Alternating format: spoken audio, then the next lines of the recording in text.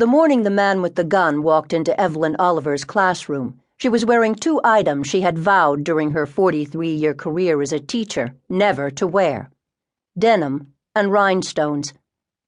Mrs. Oliver was a firm believer that a teacher should look like a teacher, well-groomed, blouses with collars, skirts and pantsuits crisply ironed, dress shoes polished. None of that nonsense younger teachers wore these days: miniskirts, tennis shoes, plunging necklines, tattoos, for goodness sake. For instance, Mr. Ellery, the young 8th-grade teacher, had a tattoo on his right arm, a series of bold black slashes and swoops that Mrs. Oliver recognized as Asian in origin. It means teacher in Chinese, Mr. Ellery, wearing a sleeveless T-shirt, told her after, embarrassingly, he caught her staring at his deltoid muscle one stifling hot August afternoon during in-service week, when all the teachers were preparing their classrooms for the school year. Mrs. Oliver sniffed in disapproval, but really, she couldn't help but wonder how painful it must be to have someone precisely and methodically inject ink into one's skin. Casual Fridays were the worst, with teachers, even the older ones, wearing denim and sweatshirts emblazoned with the school name and logo, the Broken Branch Consolidated School Hornets. But on this unusually bitter March day, the last day school was in session before spring break, Mrs. Oliver had on the denim jumper she now knew she was going to die while wearing. Shameful, she thought, after all these years of razor-sharp pleats and itchy support hose. Last week, after all the other third-graders had left for the day, Mrs. Oliver had tentatively opened the crumpled striped pink and yellow gift bag handed to her by Charlotte, a skinny, disheveled 8-year-old with shoulder-length, burnished black hair that chronically housed a persistent family of lice. "What's this, Charlotte?" Mrs. Oliver asked in surprise. "My birthday isn't until this summer." "I know," Charlotte answered with a gap-toothed grin. "But my mom and me thought you'd get more use out of it if I gave it to you now."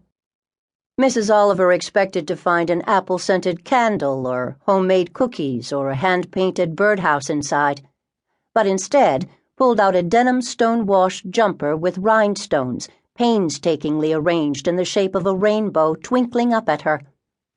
Charlotte looked expectantly up at Mrs. Oliver through the veil of bangs that covered her normally mischievous gray eyes. "I'd be dazzled at myself, mostly," Charlotte explained. "My mom helped me with the rainbow." She placed a grubby finger on the colorful arch. "Roy V. Big. Red, orange, yellow, violet, blue, indigo, green. Just like you said." Charlotte smiled brightly, showing her small, even baby teeth, still all intact. Mrs. Oliver didn't have the heart to tell Charlotte that the correct mnemonic for remembering the colors in the rainbow was Roy G. Biv, but took comfort in the fact that she at least knew all the colors of the rainbow, if not the proper order. "It's lovely, Charlotte," Mrs. Oliver said, holding the dress in front of her. "I can tell you worked hard on it." "I did," Charlotte said solemnly. "For 2 weeks. I was going to bedazzle a birthday cake on the front, but then my mom said you might wear it more if it wasn't so holiday-ish. I almost ran out of beads. My little brother thought they were Skittles." "I will certainly get a lot of wear out of it. Thank you, Charlotte." Mrs. Oliver reached over to pat Charlotte on the shoulder, and Charlotte immediately leaned in and wrapped her arms around Mrs. Oliver's thick middle, pressing her face into the buttons of her starched white blouse. Mrs. Oliver felt a tickle beneath her iron-gray hair and resisted the urge to scratch.